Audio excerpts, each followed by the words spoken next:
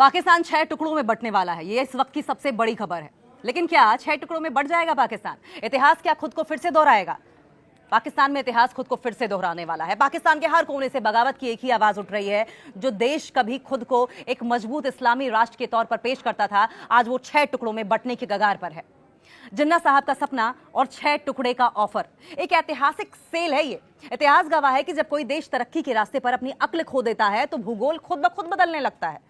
आज पाकिस्तान उस मुकाम पर खड़ा है जहां उसे देखकर यही लगता है कि एक पर एक फ्री का जमाना आ गया है, जब एक के बदले 6 का बम्पर डिस्काउंट मिलने वाला हो। पाकिस्तान के हर कोने से उठती बगावत की आवाजें चीख चीख कर कह रही हैं कि इतिहास खुद को दोहराने के लिए पूरी तरीके से तैयार बैठा है। पाकिस्तान के इस 6 टुकड़े वाले महासेल का ये जो कच्चा चिट्ठा है, ये आपको दिखाएंगे। अब सवाल यह है कि एक पाकिस्तान नहीं बल्कि क्या 6 भावी देश बनने वाले हैं? एक मुफ्त का कैटलॉग होगा क्या? बलूचिस्तान द ग्रैंड एग्जिट लेने वाला है। यहां के लोग सालों से कह रहे हैं कि तुम्हारा हमारा साथ बस यहीं तक था। बलूचिस्तान के पास गैस है, खनिज है, पाकिस्तान से पीछे छुड़ाने की जबरदस्त जिद भी है। Khyber Pakhtunkhwa the TTP zone, जी हां, यहां डूरंड लाइन की कोई लाइन मानता ही नहीं। यहां टुकड़े का नया नारा शायद होगा, हमारा अपना कानून, हमारा अपना बारूद होगा। और अगर सिंध की बात कर लें तो सिंध तो अब अपने आप को द टैक्स फ्री रिपब्लिक कहने लगा है। कराची कमा कर देता है और इस्लामाबाद उड़ाता है। अब सिंधी कह रहे हैं कि जब भूखे ही मरना है तो अपनी तिजोरी की चाबी अपने ही पास रखो, किसी और को क्यों दी जाए। अब गिलगिट बाल्टिस्तान क्या कह रहा है? ये थोड़ा द कंफ्यूज स्टेट के हिसाब से दिखाई दे रहा है। न इन्हें कभी अपना माना गया, न कोई हक दिया गया। अब ये टुकड़ा कह रहा है कि हवा का रुख साफ है, हम तो अपनी ही राह पकड़ेंगे। अब बात पंजाब की भी कर लेते हैं। Punjab the elitist left over, ये वो कोर पाकिस्तान बचेगा, बाकी 5 को खोने के बाद बैठकर रोएगा और सोचेगा कि सिर्फ नफरत की फैक्ट्री चलाकर पेट कैसे भरा जाए। नंबर 6, जिन 6 टुकड़ों की हम बात कर रहे थे, वो होगा आजाद कश्मीर। जी हां, आजाद कश्मीर का सच, जो खुद को दूसरों का मुकद्दर बदलने का ठेकेदार समझा करते थे, आज वहां के लोग बुनियादी राशन और आटे की बोरियों के लिए बगावत का झंडा बुलंद कर रहे हैं। और अगर अर्थशास्त्र के हिसाब से समझा जाए तो इकोनॉमी का ऐसा न्यूक्लियर बम फटने वाला है पाकिस्तान पर कि रोए आंसू नहीं निकलेंगे। और यही इकोनॉमिक परमाणु बम, यही अर्थशास्त्र परमाणु बम बनाम आटे का कट्टे की अगर बात करें तो जो देश दुनिया को परमाणु बम की धमकियां देता था, आज उसकी सबसे बड़ी कूटनीतिक जीत यही मानी जा रही है कि आईएमएफ से उसे भीख मिल जाती है, भीख की अगली किश्त मिल जाए, ये उसकी सबसे बड़ी उपलब्धि होती है। वहां के हुक्मरानों ने एक नया आर्थिक मॉडल डेवलप कर लिया है। बम दिखाओ, कर्ज पाओ और फिर उस कर्ज को चुकाने के लिए नया कर्ज लाओ। जनता को समझ ही नहीं आ रहा कि वो परमाणु मिसाइल को देखकर गर्व महसूस करे या खाली पेट को देखकर मातम मनाए। गुड टेररिस्ट और बैड टेररिस्ट का ये कर्मफल दिखाई दे रहा है। पाकिस्तान ने सालों तक अपने पड़ोसियों को डराने के लिए आस्तीन में जो सांप पाले थे, अब वो सांप बड़े हो चुके हैं और उन्हें भूख लगी है। मजे की बात तो ये है कि अब वो सांप अपने ही मालिक को डस रहे हैं और इसे कहते हैं होम डिलीवरी। जो बोया था वही काटने का समय आ गया। 1971 में जो गलती पूर्वी पाकिस्तान यानी कि जो अब बांग्लादेश है उसके साथ हुई थी, आज वही गलती हर सूबे के साथ दोहराई जा रही है। और क्लाइमेक्स तो देखिए, इतिहास जब खुद को दोहराता है तो बहुत बेरहमी से पेश आता है। कल तक जो मुल्क खुद को एक मजबूत इस्लामी ब्लॉक का लीडर समझता था, आज वो नक्शे पर अपनी ही सरहदों को बचाने के लिए हाथ पैर मार रहा है। देखना दिलचस्प होगा कि जब ये 6 टुकड़ों में बटेगा तो चाइना अपना सीपीईसी का कर्ज वसूलने के लिए कौन से टुकड़े पर कब्जा करेगा।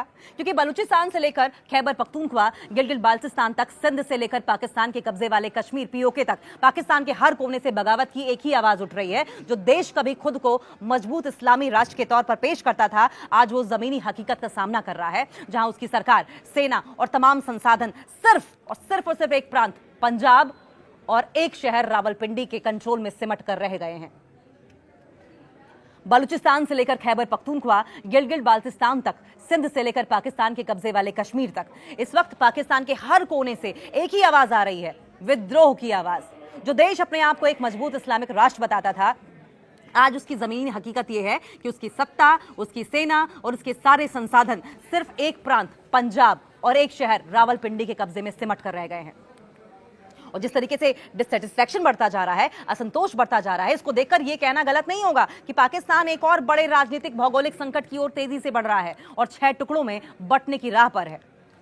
दरअसल पाकिस्तान की राजनीति, सेना और ब्यूरोक्रेसी में दशकों से पंजाब का एक छत्र राज रहा है। देश की 50% से ज्यादा आबादी पंजाब में है, लेकिन आरोप है कि 80% से ज्यादा सैन्य अफसर, बड़े नौकरशाह और सत्ता के केंद्र इसी प्रांत में आते हैं। जीएचक्यू ही पाकिस्तान की असली सरकार है। रावलपिंडी में बैठा जीएचक्यू ही पाकिस्तान की असली सरकार है। प्रधानमंत्री और संसद सिर्फ चेहरे हैं और इस पंजाब केंद्रित सत्ता ने बाकी प्रांतों को सिर्फ एक कॉलोनी की तरह इस्तेमाल किया। उनके इन संसाधनों को लूटो और उन्हें गुलामी और बारूदी सुरंगों पर जीने के लिए छोड़ दो। ये सेंट्रलाइजेशन जो था, ये केंद्रीकरण आज पाकिस्तान के टूटने की सबसे बड़ी वजह बन रहा है। बात उन 6 प्रांतों की जो आजादी की मांग कर रहे हैं। बलूचिस्तान विद्रोह की सबसे बड़ी आग यहीं लगी है। बलूच लोग सालों से कह रहे हैं कि उनका गैस, सोना और ग्वादर पोर्ट पंजाब लूट रहा है, जबकि बलूच लोग भूख और गरीबी में जी रहे हैं। बलूच लिबरेशन आर्मी बीएलए का हमला अब रोज ही खबर बन गया है। सिर्फ विद्रोह नहीं, एक पूर्ण स्वतंत्रता का आंदोलन चल उठा है। और अब बात खैबर पख्तूनख्वा की भी।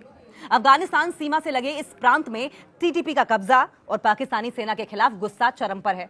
पख्तूनों का कहना है कि पंजाब की सेना ने उनके इलाके को आतंक के खिलाफ जंग के नाम पर जंग का मैदान बना दिया।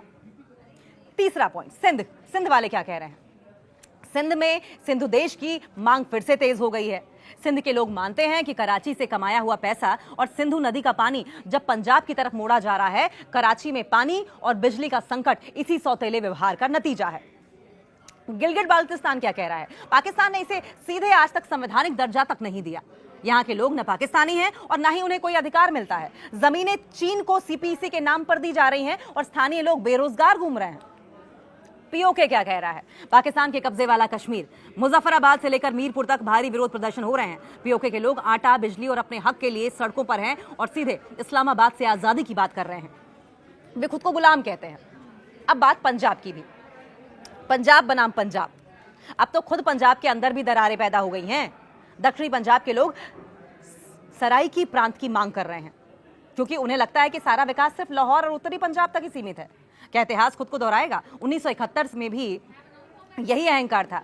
पूर्वी पाकिस्तान, अब बांग्लादेश के लोगों का शोषण किया गया, उनकी भाषा और संसाधनों को लूटा गया। नतीजा हुआ कि पाकिस्तान 2 टुकड़ों में बढ़ गया। आज वही कहानी 6 अलग अलग प्रांतों में दोहराई जा रही है।